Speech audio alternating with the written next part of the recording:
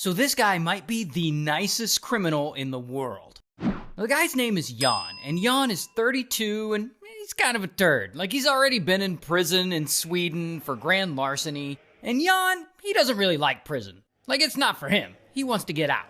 And one day in the early 70s, he gets that chance because he becomes friends with this guy, Clark. And Clark is also an inmate in the prison, and he also hates being there. And so they come up with a plan to not only bust Jan out, but to rob a bank once he's on the outside. And as he's robbing that bank, he'll take some hostages and he'll demand that they let Clark out. It's a perfect plan. What could possibly go wrong? Now, at some point in 1973, Jan is let out of the prison on furlough, because I guess prisoners in Sweden get furloughed? But of course, after his break, he's scheduled to come back to the prison, and he just, doesn't. That's how he escapes. He's just like, no, I'm not coming back. So now he's out, and he's on the run. But then the big day comes, the day of the bank robbery. And Jan, he gets a disguise, and he puts on a wig and some sunglasses and stuff, and he gets a submachine gun. Once he's all ready, he walks into this local bank in the middle of Stockholm, and he pulls out that submachine gun, and he fires into the ceiling. And of course, everyone in the bank is all freaking out and panicking, and even though he's Swedish, he's trying to do his best American accent in order to disguise who he is. So he's like, guns and apple pie and fat kids or whatever. And so this whole bank is now in chaos. And a nearby officer sees what's happening and he pulls his gun on Jan, but Jan, he's not gonna let this cop ruin his plan. And so blam, Jan shoots the officer in the hand. 'Cause, he doesn't want to kill him. Then Jan clears everyone out of the bank and he lets most people go. But he keeps 3 women as hostages. He ties them up and he drags them into the vault and he stays there where it's safe for him.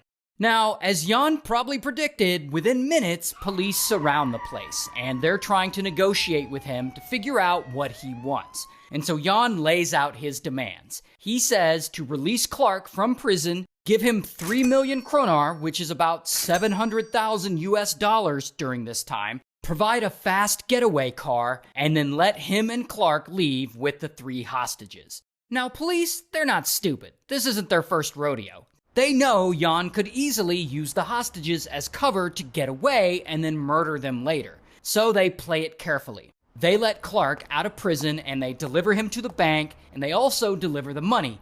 They even park the getaway car outside for him, but they keep the keys. So now Clark is there in the bank with Jan. And Clark, he starts searching the place looking for hidden cameras or anything that might get them caught. And he finds another man hiding. So now they gotta take this guy hostage too. So they've got 4 hostages total. Here's a picture of some of the hostages in the vault, and that looks like Clark standing there. Here's the thing about Clark though. He's actually a pretty nice guy.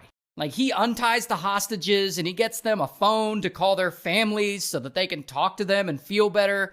And like I said, Jan's a nice guy too, because when one of the hostages starts crying because she can't get through to her family, Jan comforts her and tells her, it's okay and they can try again.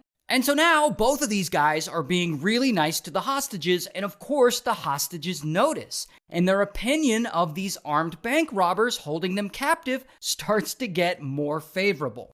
And about a day passes, and by this point, Jan, he's really frustrated. I mean, the police, they aren't completely cooperating with him. I guess they're not giving him the keys to that getaway car or whatever. And he's worried that his plan is falling apart.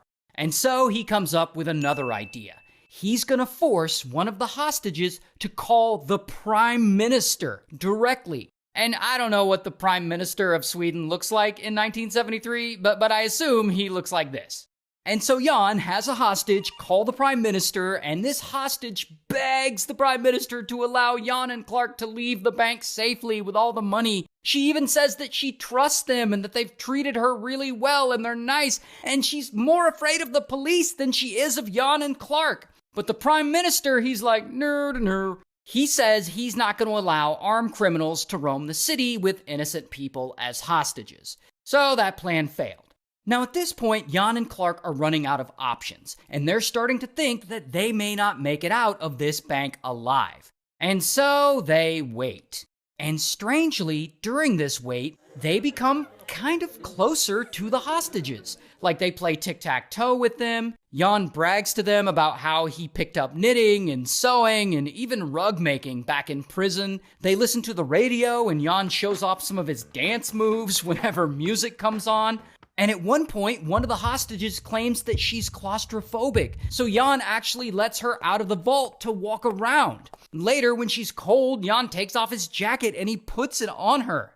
And 4 more days go by, and we're still in this standoff. Now, this whole time, Jan has been having police deliver food and water and supplies to them so that the hostages don't have to starve. And, police, they've been doing this. And at this point, the news media is there reporting on this whole situation. And so the whole country is watching. And they're all expecting the police to figure out a way to rescue the hostages inside. And so the pressure is on. And so police, they gotta come up with a rescue plan. And they finally do. When Jan and Clark aren't paying attention, an officer sneaks into the bank and boom, he locks them all in the vault. The robbers, the hostages, all of them. And this cuts them off from food and water. And the police, they start refusing to give them any more food and water. So now the hostages are going hungry and thirsty, and they're all pissed off at the police. The next day, police start drilling holes into the vault, because they're going to throw some tear gas in there.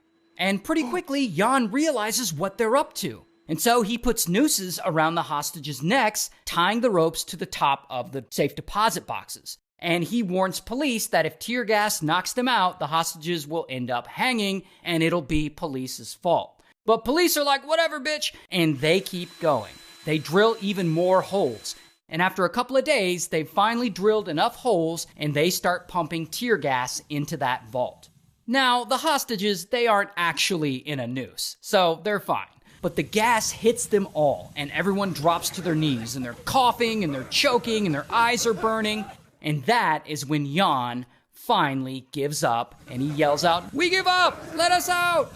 And the police, they open up the vault and they order the hostages out first, but the hostages refuse to come out because they're afraid the police will shoot Jan and Clark if they leave them in the vault alone.